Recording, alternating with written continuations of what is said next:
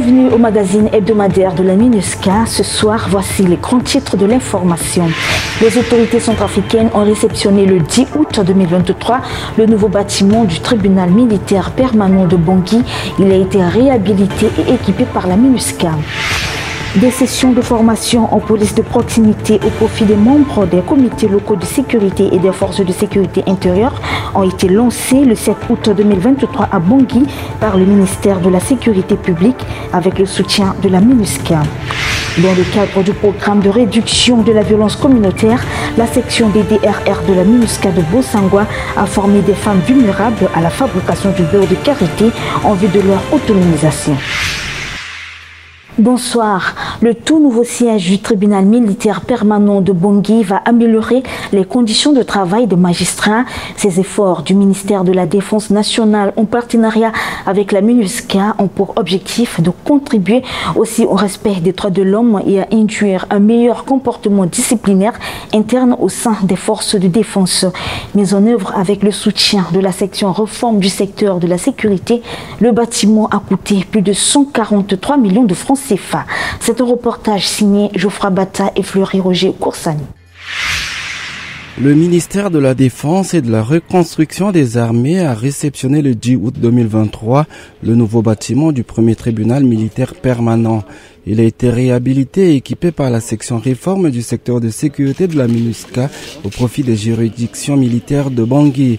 La cérémonie officielle s'est tenue en présence du ministre d'État en charge de la justice, des droits humains et de la bonne gouvernance, Arnaud Djoubaya Bazen, et de la représentante spéciale du secrétaire général des Nations Unies, Valentine Rugwabiza.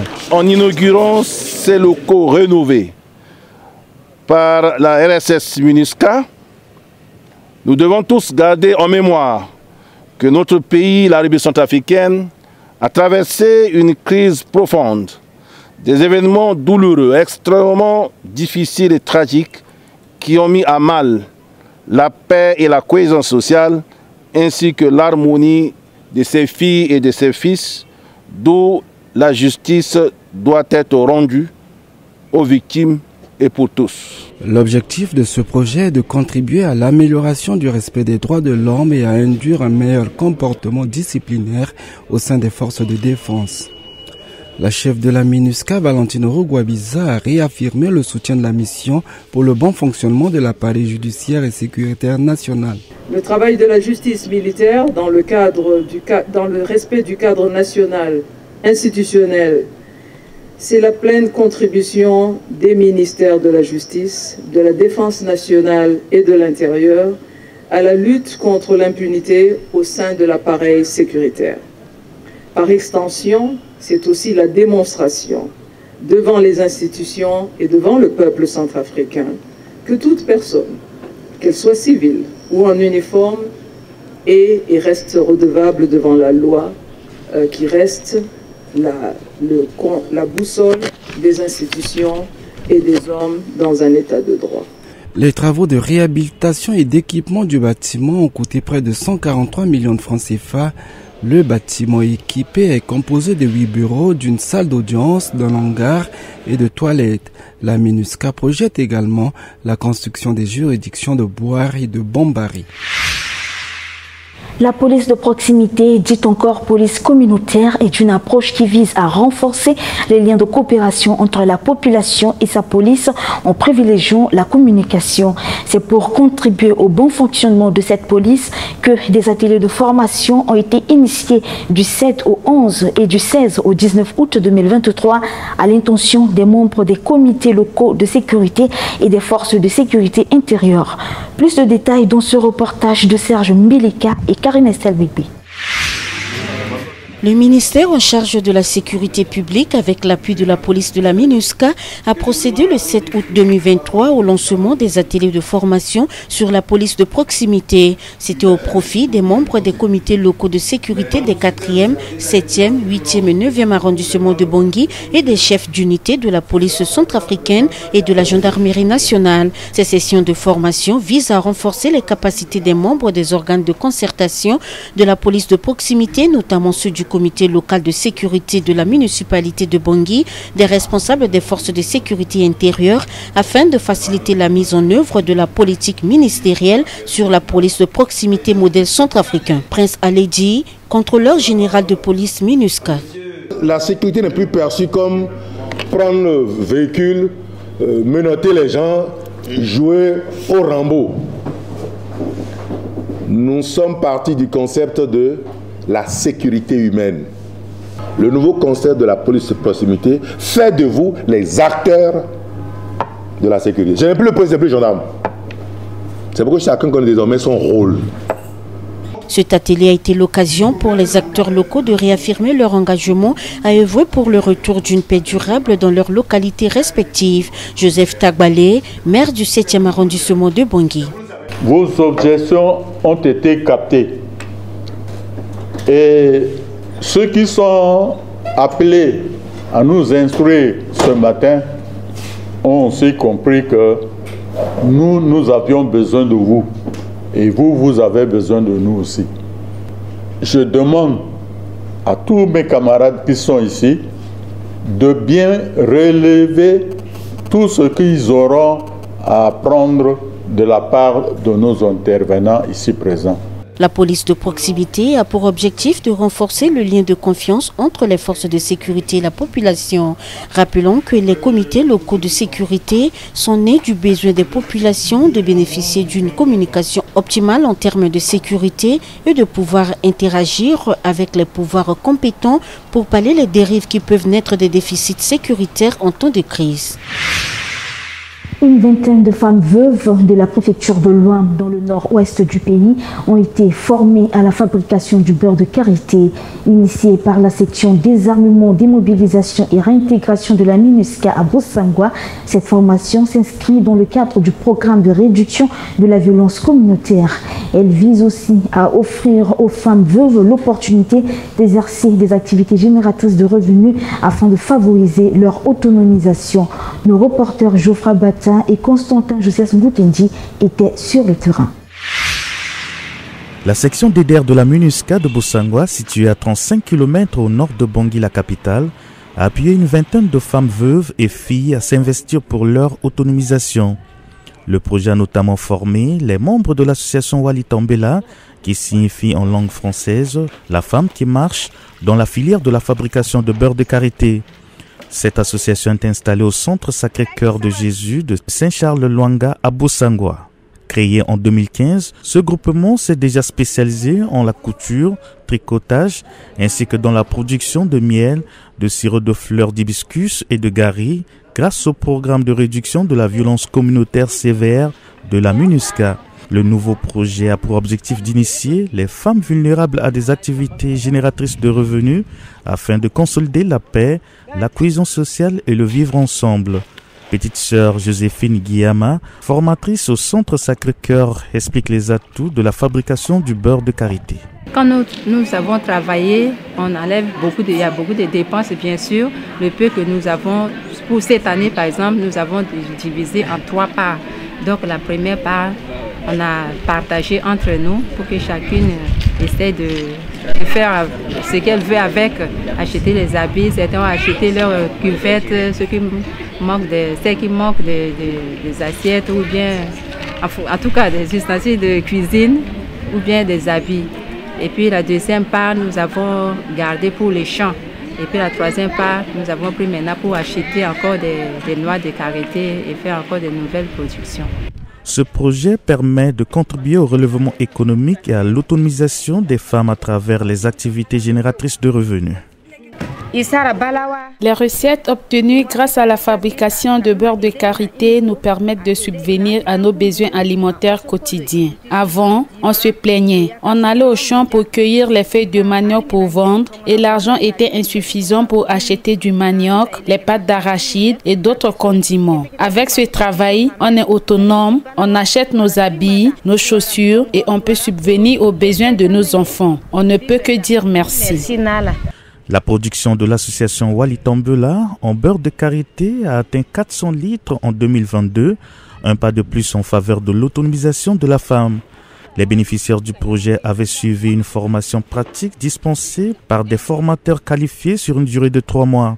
À la fin de cette formation, les bénéficiaires ont reçu des kits de réinsertion leur permettant de s'installer et mener à bien des activités génératrices de revenus. Un centre de formation a été réhabilité à cet effet par la MINUSCA et permettant à ces femmes d'exposer leurs produits. Ce projet a été financé par la MINUSCA pour un coût global estimé à plus de 18 millions de francs CFA. Dans la deuxième partie de cette édition, nous suivrons un documentaire intitulé « La police de l'ONU soutient les forces de sécurité intérieure dans la commune de Damara » réalisé par notre collègue Désiré Yangou. Mais bien avant cela, nous marquons une courte pause. À tout de suite.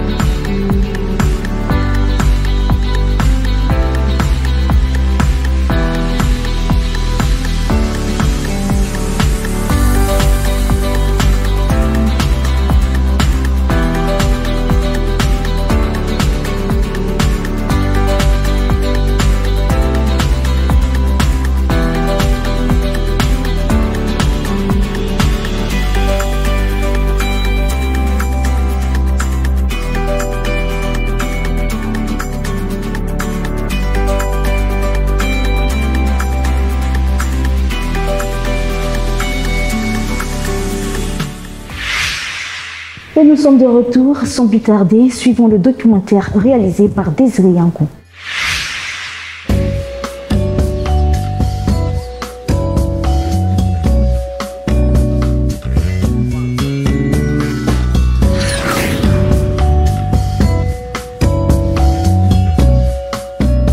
La ville de Damara, située à 75 km de la capitale Bangui, comme de nombreuses autres villes de la République centrafricaine, fait face à de nombreux défis sécuritaires, dont entre autres les violences liées à la transhumance et au vol de bétail, la détention illégale d'armes à feu et la vindicte populaire.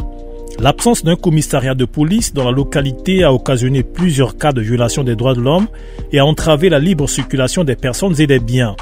Pour protéger et rassurer la population, la MINUSCA, à travers sa police, dans le cadre du soutien à la mise en œuvre du plan de renforcement des capacités de développement des forces de sécurité intérieure, a construit un nouveau commissariat à Damara pour un coût total de 35 millions de francs CFA.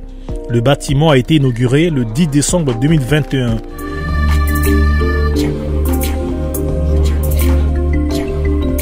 Conformément à son mandat d'appui aux autorités et institutions centrafricaines pour la mise en place de services de police efficaces pour servir et protéger la population, la police de la MINUSCA a déployé dans ce commissariat le 29 décembre 2021 des officiers de police qui travaillent en collaboration avec les forces de sécurité intérieure.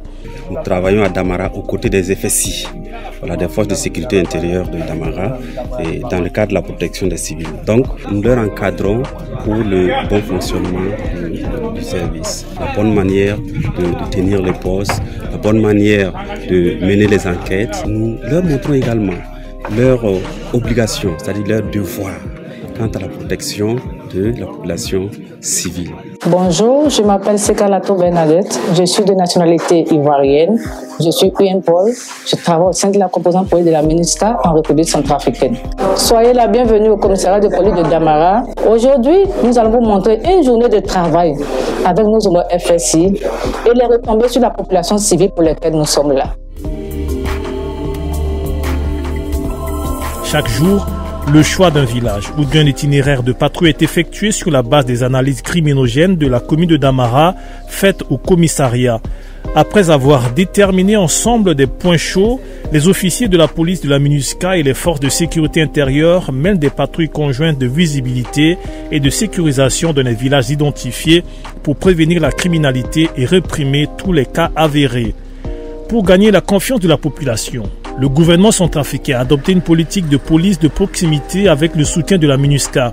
Appelée police communautaire, elle a permis de créer un climat de confiance entre la population et les forces de sécurité intérieure dans le but de contribuer à fournir des informations pour lutter contre le banditisme et l'insécurité dans les villages et les quartiers de la ville. De temps en temps, les casques bleus passent et ils ne nous oublient pas. À chaque fois, quand ils passent, ils viennent demander des renseignements par rapport à notre situation. Et ce qui fait qu'on est toujours en communication avec eux. Ayant pour rôle de veiller au respect de la loi, au maintien de l'ordre public ainsi qu'à la sécurité des biens et des personnes, les officiers de police onusiennes et leurs collègues des forces de sécurité intérieure se rendent régulièrement au poste de contrôle de Libye à 125 km et à celui de Nguérengo situé à 30 km de la ville de Bangui pour rappeler les consignes de sécurité aux forces de sécurité intérieure déployées sur place.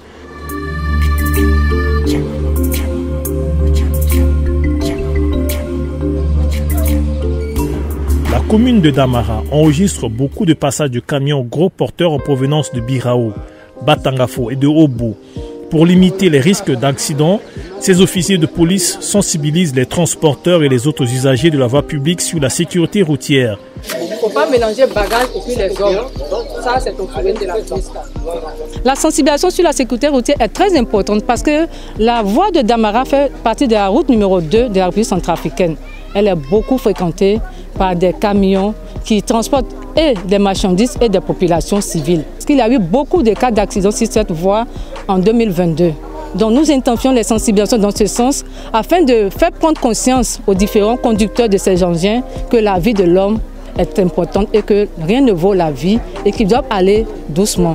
La police de la MINUSCA et les forces de sécurité intérieure mènent aussi des campagnes de sensibilisation auprès des habitants de différents villages en fonction des réalités constatées sur le terrain.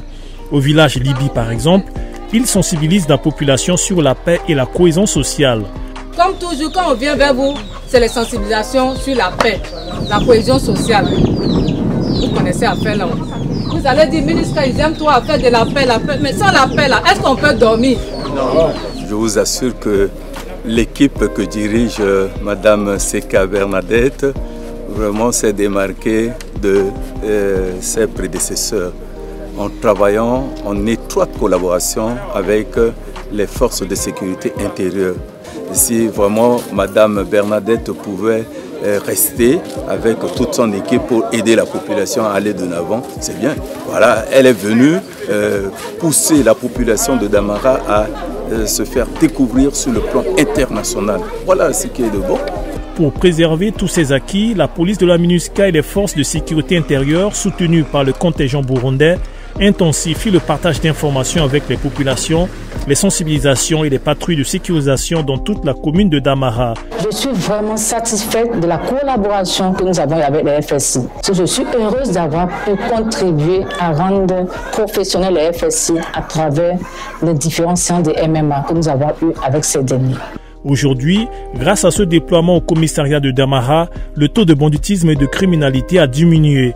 Il est important de rappeler que la MINUSCA a déjà déployé des officiers de police dans les 16 commissariats de la République centrafricaine dans la commune de Damara. Ils travaillent tous en collaboration avec les forces de sécurité intérieure. Cette édition est à présent terminée. Merci de nous avoir suivis. Au plaisir de vous retrouver la semaine prochaine. À bientôt.